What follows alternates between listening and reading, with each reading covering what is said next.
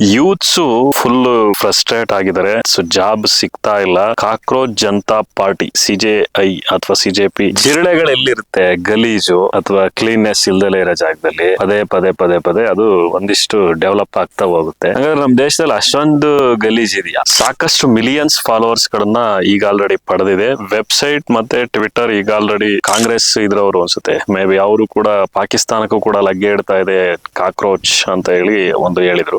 Hindu Muslim ಬಿಟ್ರೆ ಏನಾದ್ರು ಬೇರೆ ದೇಶದಲ್ಲಿ ನಡೀತಾ ಇದೆಯಾ? ಎಜುಕೇಶನ್, ಟೆಕ್ನಾಲಜಿ, ಹೆಲ್ತ್ ರಿಲೇಟೆಡ್ ಅದ್ರ ಬಗ್ಗೆ ಏನಾದ್ರು ಮಾತನಾಡ್ತಾ ಇದಾರ ಯಾವ್ದಾದ್ರು ರಾಜಕೀಯ ಪಕ್ಷಗಳು ಅಥವಾ ವಿಪಕ್ಷಗಳು? ಶ್ರೀಮಂತನಾಗ್ತಾ ಇದ್ದಾನೆ, ಬಡವನಾಗೆ ಉಳಿತಾ ಇದ್ದಾನೆ ಅಂತಕ್ಕಂತ ಒಂದು ವಿಷಾದವನ್ನ ವ್ಯಕ್ತಪಡಿಸಿದ್ದಾರೆ. ಮತ್ತೆ ನೋ ಯೂಸ್ ಅಂತಕ್ಕಂತ ಒಂದು ವಿಚಾರವನ್ನು ಕೂಡ ಹೇಳಿದ್ದಾರೆ. ಸೊ ಒಂದು ಉದಾಹರಣೆ ಇನ್ಸಿಡೆಂಟ್ ನ ಹೇಳ್ತಾರೆ. ಯುರೋಪ್ ನಲ್ಲಿ ಭಾರತದ ಟೂರಿಸಂ ಅಂದ್ರೆ ಟೂರಿಸ್ಟ್ ಯುರೋಪ್ ನಲ್ಲಿ ಭಾರತದ ಒಬ್ಬ ಟೂರಿಸ್ಟ್ ಸತ್ರೆ ಅಲ್ಲಿನ ಮಿನಿಸ್ಟರ್ ಒಬ್ರು ರಾಜೀನಾಮೆಯನ್ನ ನೀಡ್ತಾರೆ. ಆದ್ರೆ ಇಲ್ಲಿ ಯಾವ ರೀತಿ ಇದೆ?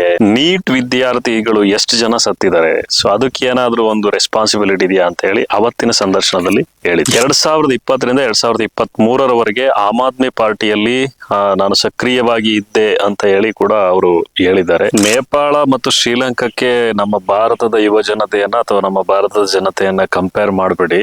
ಸೊ ನಮ್ಮ ದೇಶದ ಜನ ಬೇರೆ ರೀತಿನೇ ಯೋಚನೆ ಮಾಡ್ತಾರೆ. ಸೊ ಚುನಾವಣೆಗಿಂತಲೂ ಕೂಡ ಬೇರೆ ಇದೆ ಅಲ್ಲಿನ ಚುನಾವಣೆಗಿಂತ ಅಂತ ಹೇಳಿ. ಅಂದ್ರೆ ಪೊಲಿಟಿಕ್ ಅಥವಾ ಸರ್ವಿಸ್ ಓರಿಯೆಂಟೆಡ್ ಅಂತ ಸಂಕೇತ್ ಅವರು ಅಭಿಜಿತ್ ಅವ್ರನ್ನ ಕೇಳ್ತಾರೆ. ಸೊ ಅದಕ್ಕೆ ಅವ್ರು ಹೇಳ್ತಾರೆ, ಸೊ ನಾನು ಸಂಕೇತ್ ಉಪಾಧ್ಯಾಯ ಅವರು ಏನಂದ್ರೆ ದುಡ್ಡು ಎಲ್ಲಿಂದ ತರ್ತೀರಾ, ಹೇಗ್ ಮಾಡ್ತೀರಾ, ಸೊ ನಿಮ್ಮ ಒಂದು ನೆಕ್ಸ್ಟ್ ಪಾರ್ಟಿಯನ್ನ ಹೆಂಗ್ ಬಿಲ್ಡ್ ಮಾಡ್ತೀರಾ?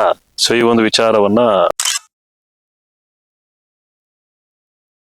ಆತ್ಮೀಯರೇ ನಮಸ್ಕಾರ. ಸಾಮಾಜಿಕ ಜಾಲತಾಣದಲ್ಲಿ ಇತ್ತೀಚಿನ ದಿನಗಳಲ್ಲಿ ಜಿರ್ಲೆ ಪಾರ್ಟಿದು ಸಾಕಷ್ಟು ಸದ್ದು ಆಗ್ತಾ ಇದೆ. ಬಹುಶಃ ನೀವು ನೋಡಿರ್ತೀರಾ, ಕೇಳಿರ್ತೀರ. ಪೇಪರ್ ಅಲ್ಲಾಗ್ಲಿ, ನ್ಯೂಸ್ ಅಲ್ಲಾಗ್ಲಿ, ಎಲ್ಲದರಲ್ಲೂ ಕೂಡ ಇದೇ ವಿಚಾರ. ಕಾಕ್ರೋಚ್ ಈ ಒಂದು ಪಾರ್ಟಿಯ ಫೌಂಡರ್ ಅಭಿಜಿತ್ ದೀಪಕ್ ಅವರು. ಸೊ ಇವರ ಒಂದು ಇಂಟರ್ವ್ಯೂ ಅನ್ನ ನೋಡಿದೆ ನಾನು. ಸಂಕೇತ್ ಉಪಾಧ್ಯಾಯ ಅಂತಕ್ಕಂತ ಇವರ ಒಂದು ಇಂಟರ್ವ್ಯೂ ನಲ್ಲಿ ಸಂಕೇತ್ ಉಪಾಧ್ಯಾಯ ಮತ್ತು ಅಭಿಜಿತ್ ಅವರ ನಡುವೆ ನಡೆದಂತ ಒಂದು ಸಂದರ್ಶನದ ಒಂದಿಷ್ಟು ಸಮ್ಮರಿಯನ್ನ ನಾನು ಇಲ್ಲಿ ಪೂರ್ತಿ ಒಂದಿಷ್ಟು ನೋಟ್ಸ್ ಮಾಡಿ ಬಂದಿದ್ದೇನೆ. ಸೊ ಈಗ ನಾನು ಈ ಒಂದು ನೋಟ್ಸ್ ಮಾಡಿದ್ದು ಸ್ಟಾರ್ಟ್ ಆದ ಒಂದು 4-5 ದಿನದಲ್ಲಿ ಸಾಕಷ್ಟು ಮಿಲಿಯನ್ಸ್ ಫಾಲೋವರ್ಸ್ ಗಳನ್ನ ಈಗ ಆಲ್ರೆಡಿ ಪಡೆದಿದೆ. ವೆಬ್ಸೈಟ್ ಮತ್ತೆ ಟ್ವಿಟರ್ ಈಗ ಆಲ್ರೆಡಿ ಒಂದು ಅಕೌಂಟ್ಸ್ ಗಳು ಕ್ರಾಶ್ ಆಗಿದೆ ಈ ಒಂದು cockroach related. Youths full frustrate ಆಗಿದ್ದಾರೆ. ಸೊ ಜಾಬ್ ಸಿಗ್ತಾ ಇಲ್ಲ. ಕಾಕ್ರೋಚ್ ಜನತಾ ಪಾರ್ಟಿ CJI ಅಥವಾ CJP ತಪ್ಪಾಗಿ ಏನಾದ್ರು ಬಳಸ್ತಾ ಇದಾರ ಏನು? ರಾಜಕೀಯದ ಒಂದು ಪಕ್ಷಗಳು ಯಾವ ರೀತಿ ಇದಾಗಿದೆಯಾ? ಸೊ ಇದೆಲ್ಲ ಕೂಡ ಒಂದು ಇದಾಗಿದೆ. ಮತ್ತೆ ಜೊತೆಗೆ ಶಶಿ ತರೂರ್ ಅವರು ಯಾರೋ ಕಾಂಗ್ರೆಸ್ ಇದ್ರವರು ಅನ್ಸುತ್ತೆ, ಮೇ ಬಿ ಅವರು ಕೂಡ ಪಾಕಿಸ್ತಾನಕ್ಕೂ ಕೂಡ ಲಗ್ಗೆ ಇಡ್ತಾ ಇದೆ ಕಾಕ್ರೋಚ್ ಅಂತ ಹೇಳಿ ಒಂದು ಹೇಳಿದ್ರು. ಸೊ ಹಿಂದೂ ಮುಸ್ಲಿಂ ಬಿಟ್ರೆ ಅಂದ್ರೆ ಈ ಒಂದು ಸಂದರ್ಶನದಲ್ಲಿ ಏನೇನು ನಡೀತು ಅಂದ್ರೆ ಹಿಂದೂ ಮುಸ್ಲಿಂ ಬಿಟ್ರೆ ಏನಾದ್ರು ಬೇರೆ ದೇಶದಲ್ಲಿ ನಡೀತಾ ಇದೆಯಾ? ಎಜುಕೇಶನ್, ಟೆಕ್ನಾಲಜಿ, ಹೆಲ್ತ್ ರಿಲೇಟೆಡ್ ಅದ್ರ ಬಗ್ಗೆ ಏನಾದ್ರು ಮಾತನಾಡ್ತಾ ಇದಾರ ಯಾವ್ದಾದ್ರು ರಾಜಪಕ್ಷಗಳು ಅಥವಾ ವಿಪಕ್ಷಗಳಿರ್ಬೋದು ಅಥವಾ ಈಗ ಪ್ರೆಸೆಂಟ್ ಆಡಳಿತದಲ್ಲಿ ಇರ್ತಕ್ಕಂತ ಪಕ್ಷಗಳು, ಆಡಳಿತ ಪಕ್ಷ ಮತ್ತೆ ವಿಪಕ್ಷ ಎರಡು ಏನಾದ್ರು ಚರ್ಚೆ ಮಾಡ್ತಿದ್ಯಾ ಅಂತ ಹೇಳಿ ಅವರ ಒಂದು ಅಂದ್ರೆ ಚರ್ಚೆಯಲ್ಲಿ ಹೇಳಿದಂತ ವಿಷಯ ಯಾರು ಫೌಂಡರ್ ಕಾಕ್ರೋಚ್ ಅಭಿಜಿತ್. ಸೊ ಒಂದು ಉದಾಹರಣೆ ಇನ್ಸಿಡೆಂಟ್ ನ ಹೇಳ್ತಾರೆ. ಯುರೋಪ್ ನಲ್ಲಿ ಭಾರತದ ಟೂರಿಸಂ ಅಂದ್ರೆ ಟೂರಿಸ್ಟ್ ಯುರೋಪ್ ನಲ್ಲಿ ಭಾರತದ ಒಬ್ಬ ಟೂರಿಸ್ಟ್ ಸತ್ರೆ ಅಲ್ಲಿನ ಮಿನಿಸ್ಟರ್ ಒಬ್ರು ರಾಜೀನಾಮೆಯನ್ನ ನೀಡ್ತಾರೆ. ಆದ್ರೆ ಇಲ್ಲಿ ಯಾವ ರೀತಿ ಇದೆ?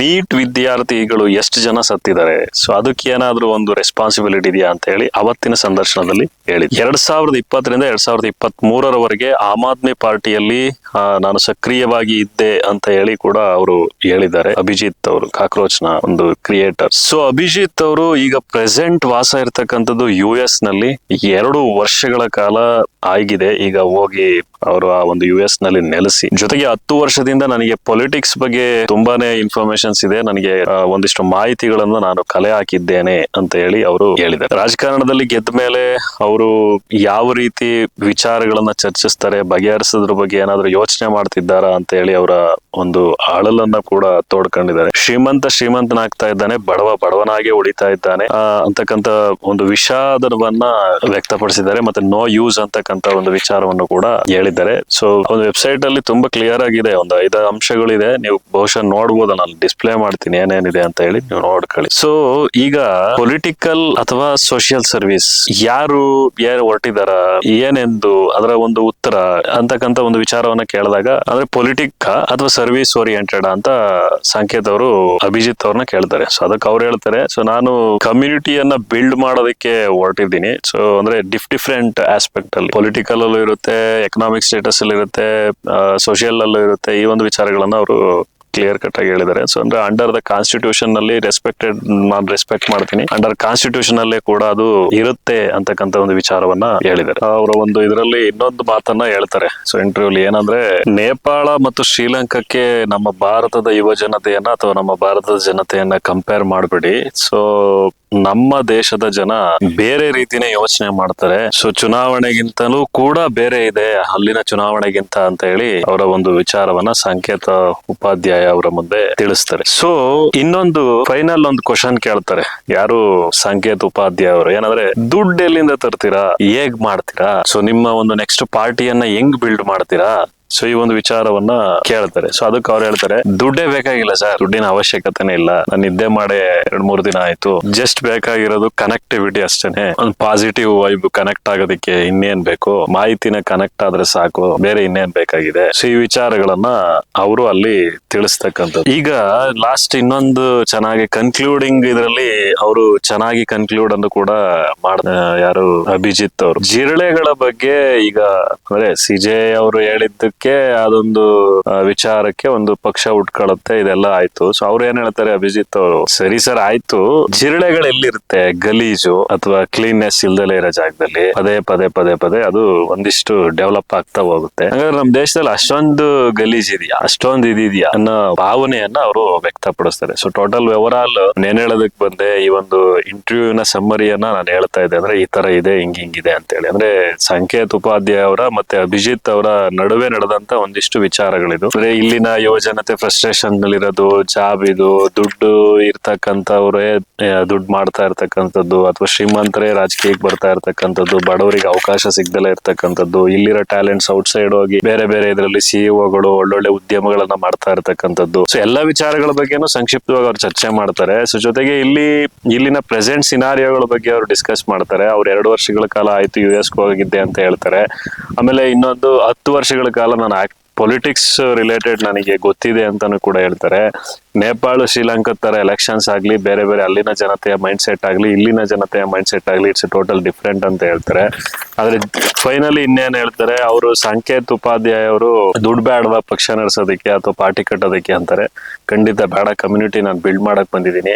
ಪೊಲಿಟಿಕ್ಸ್ ಅಂದ್ರೆ ಅವ್ರ ಭಾವನೆ, ಪೊಲಿಟಿಕ್ಸ್ ಇಟ್ಸ್ ನೆಕ್ಸ್ಟ್ ಪಾರ್ಟ್ ಅನ್ನೋ ಲೆವೆಲ್ಗೆ ಅವ್ರು ಹೇಳ್ತಾರೆ. ಅಂದ್ರೆ ಎಲ್ಲದೂ ಇಡ್ತಾ ನಮ್ ಕೈಲಿ ಇರ್ಬೇಕು, ಯುವ ಜನತೆ ಅಥವಾ ಜನಗಳ ಕೈಲಿ ಅನ್ನೋದು ಅವ್ರದ್ದು ಒಂದು ಉದ್ದೇಶ. ಸೊ ಇಷ್ಟೆಲ್ಲ ಒಂದು ಡಿಸ್ಕಷನ್ಸ್ ಆದ್ಮೇಲೆ ನನ್ನ ವೆಬ್ಸೈಟ್ ನಾನು ಒಬ್ನೇ ರನ್ ಮಾಡ್ತಾ ಇದ್ದೀನಿ, ನಾನು ಒಬ್ನೇ ಮಾಡ್ತಾ ಇದ್ದೀನಿ ಅಂತಾನು ಕೂಡ ಹೇಳ್ತಾರೆ. ಸೊ ಇದು ಒಂದು ಇಂಟರ್ವ್ಯೂ ಸಮ್ಮರಿ. ಸೊ ಕಾಕ್ರೋಚ್ ಇಷ್ಟೊಂದು ಇದೆಯಾ, ಅಂದ್ರೆ ಜಿರಳೆಗಳು ಇಷ್ಟೊಂದು ಇರೋದಕ್ಕೆ ಕಾರಣ ಯಾರು, ಸೊ ಈ ರೀತಿ ಒಂದು ಭಾವನೆ, ಕಾರಣ ಯಾರು, ಇಷ್ಟೊಂದು ಗಲೀಜಲ್ಲಿದೆ ಜಿರಳೆ ಇದ್ರದ್ದೆಲ್ಲ ಅಂತ ಹೇಳಿ ಒಂದು ಸಮ್ಮರಿಲಿ ಎಕ್ಸ್ಪ್ಲೈನ್ ಮಾಡ್ತಾರೆ. ಸೊ ಟೋಟಲ್ ಓವರ್ ಆಲ್ ಒಂದು ಲೆಕ್ಕಾಚಾರದಲ್ಲಿ ಫ್ರಸ್ಟ್ರೇಷನ್ ಅಲ್ಲಿ ಇರೋದಂತೂ ಖಂಡಿತ ಸತ್ಯ.